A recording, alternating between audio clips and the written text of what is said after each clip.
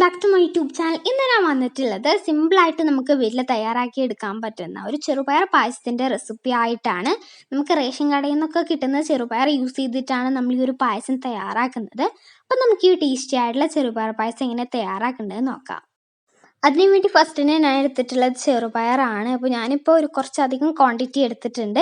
നിങ്ങൾ എടുക്കുമ്പോൾ ഇത്ര എടുക്കണ്ട. നിങ്ങൾ 1 കപ്പ് ചെറുപയർ സോക്ക് ചെയ്താൽ നിങ്ങൾക്കത് 2 കപ്പ് കിട്ടും. അപ്പോൾ നമ്മൾ സോക്ക് ചെയ്യേണ്ട ടൈം എന്ന് വെച്ചിട്ടുണ്ടെങ്കിൽ 4 ഹവർ ആണ്. 4 ഹവർ സോക്ക് ചെയ്തിട്ടുള്ള ചെറുപയറാണ് നമ്മൾ എടുത്തിട്ടുള്ളത്. അതിലേക്ക് നമുക്ക് ആവശ്യത്തിനുള്ള ഉപ്പ് ചേർത്ത് കൊടുക്കാം. ഇനി നമുക്കിതിലേക്ക് വെള്ളം ചേർത്ത് കൊടുക്കാം. 1 കപ്പ് ചെറുപയർ നമ്മൾ സോക്ക് ചെയ്യുമ്പോൾ അത് 2 കപ്പാവും. അപ്പോൾ അതിലേക്ക് നമ്മൾ 4 കപ്പോളം വെള്ളമാണ് ചേർത്ത് കൊടുക്കേണ്ടത്. അപ്പോൾ ഞാനിപ്പോൾ കുറച്ച് അധികം എടുത്തിട്ടുണ്ട്. 2 കപ്പോളം ചെറുപയർ ഞാൻ സോക്ക് ചെയ്തെടുത്തിട്ടുണ്ട്. അതുകൊണ്ട് തന്നെ ഞാൻ ഇതിലേക്ക് കുറച്ച് അധികം തന്നെ വെള്ളം ചേർത്ത് കൊടുക്കുന്നുണ്ട്. വെള്ളം ചേർത്ത് കൊടുത്ത ശേഷം നല്ലതുപോലെ തന്നെ മിക്സ് ചെയ്തിട്ട് നമുക്കിതൊന്ന് കുക്ക് ചെയ്തെടുക്കാം. ഞാനിതൊരു 3-4 വിസിലോളാണ് കുക്ക് ചെയ്തെടുക്കുന്നത്. അത് കുക്കാകുമ്പോഴേക്കും നമുക്ക് ശർക്കര പാനീയം തയ്യാറാക്കാം. അതിനുവേണ്ടി ഞാനിവിടെ 8 ക്യൂബ്സോളം ശർക്കര എടുത്തിട്ടുണ്ട്. അതിലേക്ക് നമ്മൾ ഓരോ ഗ്ലാസ്സോളം വെള്ളം ചേർത്ത് കൊടുക്കുന്നുണ്ട്.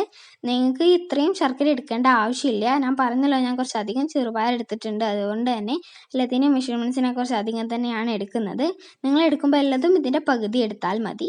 ഇനി നമുക്ക് ഈ ഒരു ശർക്കര കട്ടകളൊന്നും ഇല്ലാതെ നല്ലതുപോലെ തന്നെ ഒന്ന് മെൽറ്റ് ചെയ്തെടുക്കണം. അപ്പോൾ ഞാനിവിടെ മെൽറ്റ് ചെയ്യാൻ യൂസ് ചെയ്തിട്ടുള്ളത് സോസ് പാൻ ആണ്. നിങ്ങൾക്ക് വേറെ ഏത് പാത്രത്തിൽ മെൽറ്റ് ചെയ്യാൻ കുഴപ്പമൊന്നുമില്ല. പക്ഷേ നമ്മൾ ശർക്കരയൊക്കെ മെൽറ്റ് ചെയ്യാൻ യൂസ് ചെയ്യുന്ന സമയത്ത് കുറച്ച് അടിക്കട്ടിയുള്ള പാത്രങ്ങൾ തന്നെ യൂസ് ചെയ്യാനായിട്ട് ശ്രദ്ധിക്കുക. ഇപ്പോൾ ഇതാ നമ്മുടെ ശർക്കരയൊക്കെ നല്ലതുപോലെ തന്നെ മെൽറ്റായിട്ട് വന്നിട്ടുണ്ട്. കുറച്ച് ലൂസായിട്ടുള്ള കൺസിസ്റ്റൻസിയിൽ തന്നെയാണ് ഉള്ളത്. ഇനി നമുക്ക് ഈ ഒരു ശർക്കര പാനീയം മാറ്റി വയ്ക്കാം. ഞാനൊരു നോൺ സ്റ്റിക്ക് പാനിലേക്ക് 4 പാക്കറ്റോളം പാല് പൊട്ടിച്ച് ചേർത്ത് കൊടുക്കുന്നുണ്ട്. നിങ്ങൾ പാലെടുക്കുന്ന സമയത്ത് നിങ്ങൾക്ക് 2 പാക്കറ്റ് യൂസ് ചെയ്താൽ മതി. ഞാനിപ്പോൾ അധികം ക്വാണ്ടിറ്റി ഉള്ളതുകൊണ്ട് തന്നെ 4 പാക്കറ്റാണ് കറക്റ്റായിട്ടുള്ള മെഷർമെൻറ്റ്. പിന്നെ നിങ്ങൾ ശ്രദ്ധിക്കേണ്ട ഒരു കാര്യം, നിങ്ങൾ പാലെടുക്കുന്ന സമയത്ത് പറ്റുന്നതും കട്ടപ്പാൽ യൂസ് ചെയ്യാതിരിക്കാനായിട്ട് ശ്രദ്ധിക്കുക.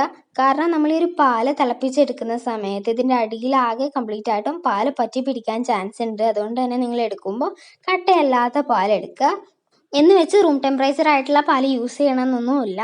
നിങ്ങൾക്ക് തണുത്ത പാല് യൂസ് ചെയ്യാം, പക്ഷേ കട്ട പാടില്ല എന്ന് മാത്രമേ ഉള്ളൂ. കട്ടയുണ്ടെങ്കിൽ നമ്മളിത് ഇളക്കിക്കൊണ്ടിരിക്കണം, അല്ലെങ്കിൽ ഇതിൻ്റെ അടിയിൽ ഇങ്ങനെ പറ്റി പിടിക്കാനായിട്ട് ചാൻസ് ഉണ്ട്. മറിച്ച് നമ്മൾ തണുത്ത പാലൊക്കെ എടുക്കുകയാണെന്നുണ്ടെങ്കിൽ, അത് കട്ടയൊന്നും ഇല്ലാത്തതാണെന്നുണ്ടെങ്കിൽ അത് അടിയിൽ അങ്ങനെ പെട്ടെന്നൊന്നും പറ്റി പിടിക്കില്ല.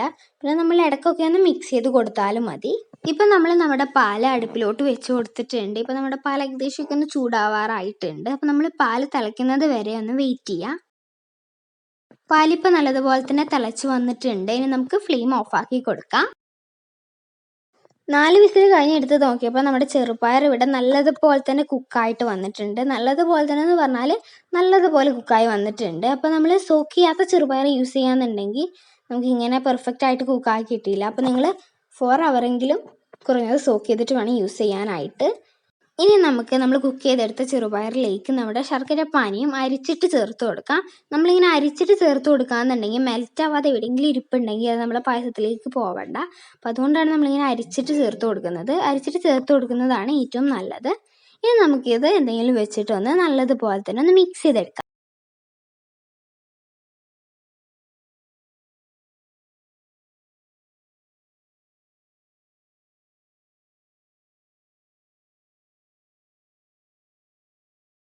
ഞാൻ പറയാൻ വിട്ടുപോയതാണ്.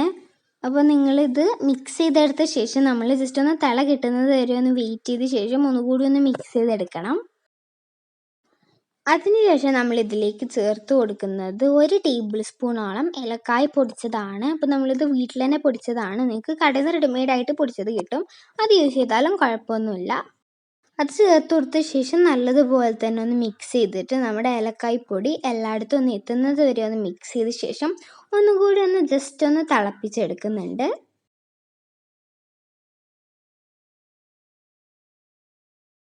അതിനുശേഷം നമുക്കിതിലേക്ക് നമ്മൾ തിളപ്പിച്ച് വെച്ച പാല് ചേർത്ത് കൊടുത്തിട്ട് നല്ലതുപോലെ തന്നെ മിക്സ് ചെയ്യാം.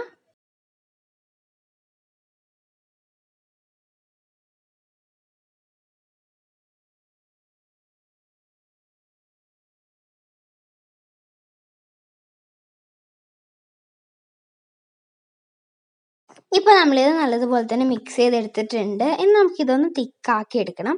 അതിന് വേണ്ടിയിട്ട് നമ്മളൊരു ട്രിക്കാണ് യൂസ് ചെയ്യുന്നത്. അതിന് വേണ്ടി ഞാനൊരു ഗ്ലാസ് എടുത്തിട്ടുണ്ട്. അതിലേക്ക് നമുക്കൊരു ടേബിൾ സ്പൂണോളം കോൺഫ്ലോർ അല്ലെങ്കിൽ മൈദയെ ചേർത്ത് കൊടുക്കാം. ഞാനിപ്പോൾ ചേർത്ത് കൊടുക്കുന്നത് മൈദയാണ്.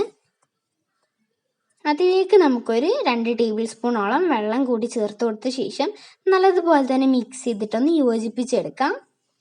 കട്ടകളൊന്നും ഇല്ലാതെ ഇതുപോലെ മിക്സ് ചെയ്തെടുക്കാം.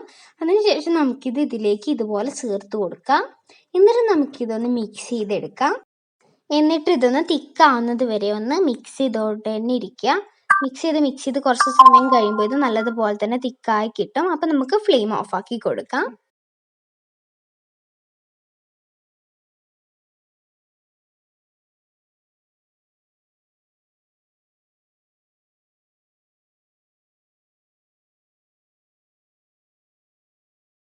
ഇനി നമുക്ക് പായസത്തിലേക്ക് വേണ്ട അണ്ടിപ്പരിപ്പും മുന്തിരിയും ഒന്ന് ഫ്രൈ ചെയ്തെടുക്കണം. അതിന് വേണ്ടിയിട്ട് ഞാനൊരു ഒരു ഫ്രൈ പാനിലേക്ക് 2 ടേബിൾ സ്പൂണോളം ഓയിൽ ചേർത്ത് കൊടുത്തിട്ടുണ്ട്. ഞാൻ യൂസ് ചെയ്തിട്ടുള്ളത് കോക്കനട്ട് ഓയിലാണ്. അതൊന്ന് ചൂടായി വരുന്ന സമയത്ത് നമ്മൾ ഫസ്റ്റ് ഇതിലേക്ക് ചേർത്ത് കൊടുക്കുന്നത് ക്രഷ് ചെയ്തെടുത്തിട്ടുള്ള കോക്കനട്ടാണ്. നട്ട്സ് ചേർത്ത് കൊടുക്കുന്നതിന് മുമ്പ് നമ്മൾ കോക്കനട്ട് ചേർത്ത് കൊടുക്കണം. അത് ചേർത്ത് കൊടുത്തിട്ട് ഇത് നല്ലതുപോലെ തന്നെ ഒന്ന് മിക്സ് ചെയ്യാം. നമ്മുടെ ഒരു കോക്കനട്ട് ജസ്റ്റ് ഒന്ന് ഫ്രൈ ആവുന്നത് വരെ ഒന്ന് മിക്സ് ചെയ്തെടുത്താൽ മതി. ഇപ്പോൾ ഇത് നല്ലതുപോലെ തന്നെ ഒന്ന് ഫ്രൈ ആയി വന്നിട്ടുണ്ട്. ഇനി നമുക്കിതിലേക്ക് അണ്ടിപ്പരിപ്പ് ചേർത്ത് കൊടുക്കാം. അണ്ടിപ്പരിപ്പ് ഞാൻ ഹാഫായിട്ട് കട്ട് ചെയ്തെടുത്തതാണ്. അത് ചേർത്ത് കൊടുത്തിട്ട് നമുക്കിതൊന്ന് ജസ്റ്റ് ഒന്ന് മിക്സ് ചെയ്തെടുക്കാം. അപ്പോൾ നമ്മൾ ഈ അണ്ടിപ്പരിപ്പിൻ്റെ കൂടെ നമ്മൾ മുന്തിരി ചേർത്ത് കൊടുത്തിട്ടില്ല. അണ്ടിപ്പരിപ്പ് ചേർത്ത് കൊടുത്തിട്ട് ജസ്റ്റ് ഒന്ന് മിക്സ് ചെയ്തെടുത്ത ശേഷമാണ് നമ്മൾ മുന്തിരി ചേർത്ത് കൊടുക്കുന്നത്. അത് ചേർത്ത് കൊടുത്തിട്ട് നമുക്ക് നല്ലതുപോലെ തന്നെ മിക്സ് ചെയ്യാം. നമ്മുടെ മുന്തിരിയൊക്കെ നമ്മൾ മുന്തിരി അച്ചാർക്കൊക്കെ ഉണ്ടാക്കുന്നത് പോലെ തന്നെ നല്ല ഫ്രൈ ആയിട്ട് നല്ല വീർത്ത് വരുന്നത് വരെ ഒന്ന് ഫ്രൈ ചെയ്തെടുക്കാം. അത് നല്ലതുപോലെ തന്നെ വീർത്ത് വന്നാൽ നമ്മളിത് നമ്മുടെ പായസത്തിലേക്ക് ചേർത്ത് കൊടുക്കുകയാണ്. നമ്മുടെ പായസം ഇവിടെ തിക്കായിട്ടുണ്ട്. ഇനി നമ്മൾ വറുത്തെടുത്തത് ഇതിലേക്ക് ചേർത്ത് കൊടുക്കാം. അപ്പോൾ നമ്മൾ മുന്തിരി നല്ലതുപോലെ തന്നെ വീർത്ത് വന്നിട്ടുണ്ടായിരുന്നു. അത് ഞാൻ വീഡിയോയിൽ കാണിക്കാൻ വിട്ടുപോയതാണ്. അപ്പോൾ നമുക്കിതിലേക്ക് ചേർത്ത് കൊടുക്കാം.